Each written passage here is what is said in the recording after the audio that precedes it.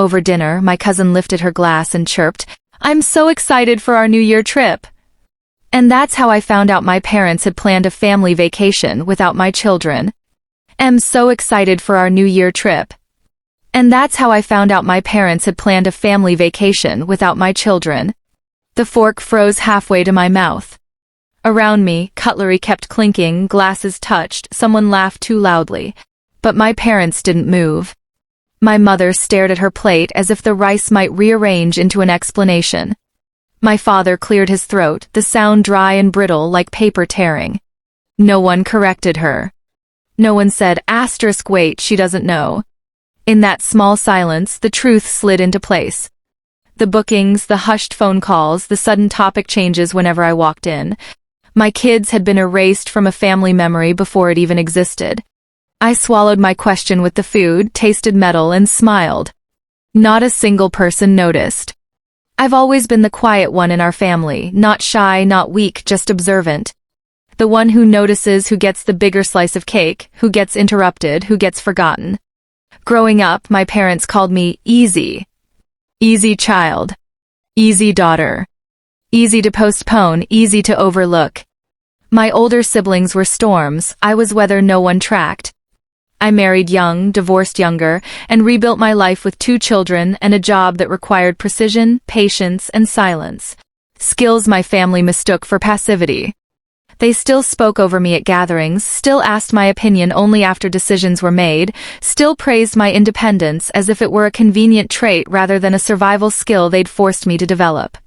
They loved my kids, of course, in the distant ceremonial way relatives love children they don't have to accommodate.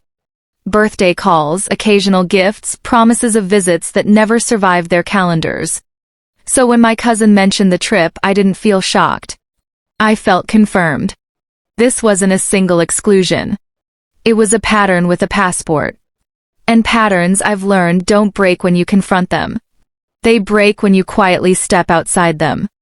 The rest of dinner unfolded like a play I'd accidentally wandered into without a script.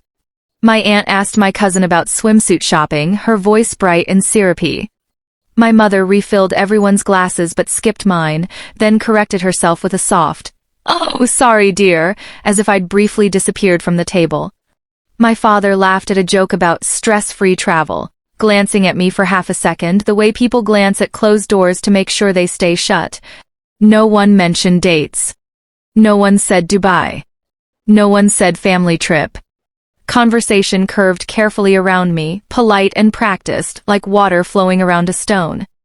I watched their eyes instead of their words. The quick looks exchanged when my cousin talked too much. The pause before someone answered me. The way my mother's smile tightened whenever my children's names almost surfaced in conversation, as though they were fragile objects she might drop. They weren't cruel. That was the strangest part. Cruelty would have been louder, easier to name. This was softer. Calibrated. Intentional. By dessert, I understood, this hadn't been a last-minute oversight or a booking error. It had been discussed, agreed upon, and protected. And I had been politely, deliberately managed. The decision didn't arrive like thunder. It settled quietly, the way dust settles after a door closes. It happened 3 nights later while I was folding my son's sweaters. The house was calm, the kind of calm that only exists after children fall asleep. Soft breathing down the hallway, a nightlight glowing like a small moon.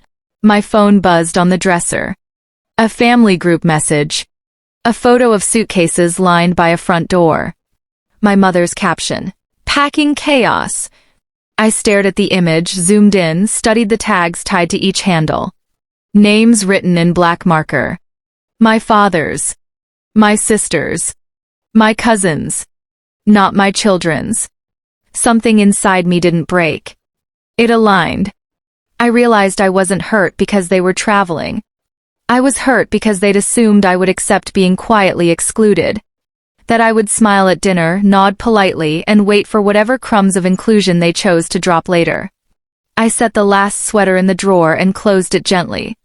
Enough, I thought, not angrily, not dramatically. Just clearly. By morning, I wasn't wondering why they'd left us out. I was planning where we'd go instead. Planning has always been my quiet advantage. In my line of work, project logistics for a mid-size firm, mistakes cost money, reputations, contracts. I'm the person they call when something complicated needs to look effortless. Flights, timelines, contingencies, confirmations. Details behave when you speak their language. So I treated this the same way. During my lunch break, I opened my laptop and mapped out options with the same calm focus I use for corporate schedules. School calendars first. Passport validity second. Weather forecasts, peak hours, booking windows. No hesitation, no second guessing. Just columns, tabs, decisions. Dubai appeared less like an impulse and more like a solution. Short flight, winter sun, fireworks my kids had only seen through other people's videos. I checked seat availability, hotel access, visa requirements. Everything aligned with quiet cooperation, as if the world itself preferred decisiveness. I didn't tell anyone. Not my parents, not my siblings, not even my cousin with the bright voice and loose tongue. Silence, I've learned, is the cleanest strategy. Announcements invite interference. Action leaves no time for it. By evening, confirmations sat neatly in my inbox. Flights, hotel, reservations. I closed the laptop. No anger. No speeches. Just 3 boarding passes and a plan that didn't include waiting for permission. We landed in Dubai just before sunset. The sky painted in slow gradients of amber and rose, like the horizon itself was taking a deep, satisfied breath. My children pressed their faces to the airport windows, whispering wow to everything. The glass, the lights, the sheer scale of a place that hadn't forgotten they existed. I didn't post anything right away. Timing, like silence, matters. That night we stood among strangers who felt kinder than relatives, warm air brushing our faces as the countdown began. My daughter slipped her hand into mine. My son leaned against my shoulder. When the fireworks finally rose, they didn't explode. They unfolded, deliberate and dazzling, gold spilling into violet, violet dissolving into silver. The crowd gasped as one. That's when I took the photo. Not staged. Not posed.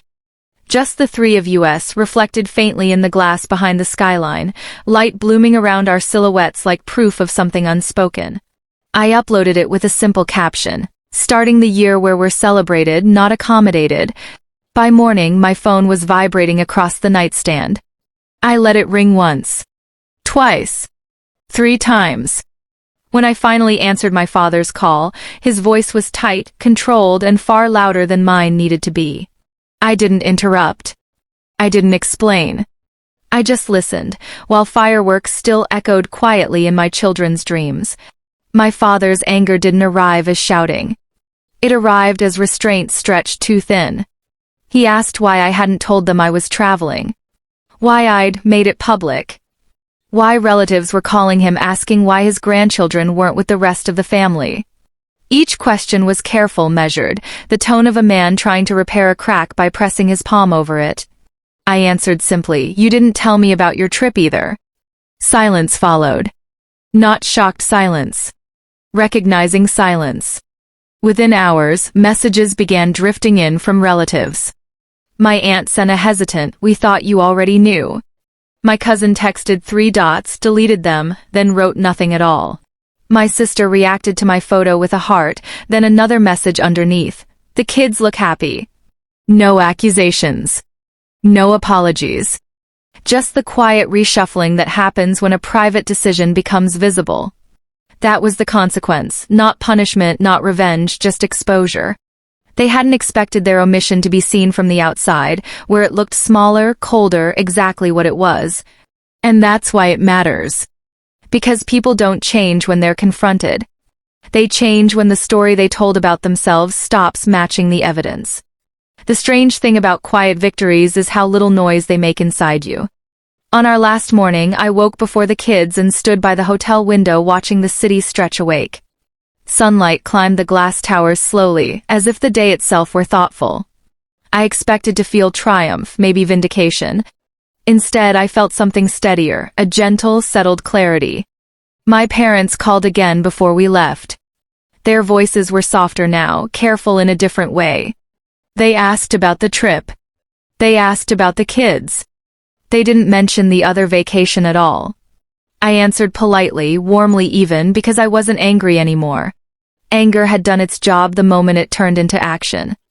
I know our relationship will continue, but it will be different. I won't chase invitations. I won't fill silences for them. I'll meet them exactly where they choose to stand, no closer, no farther. My children won't grow up wondering whether they belong in a room. Because now I understand something I wish I'd learned years ago. You don't earn a place in people's lives by waiting to be included. You claim it the moment you stop asking.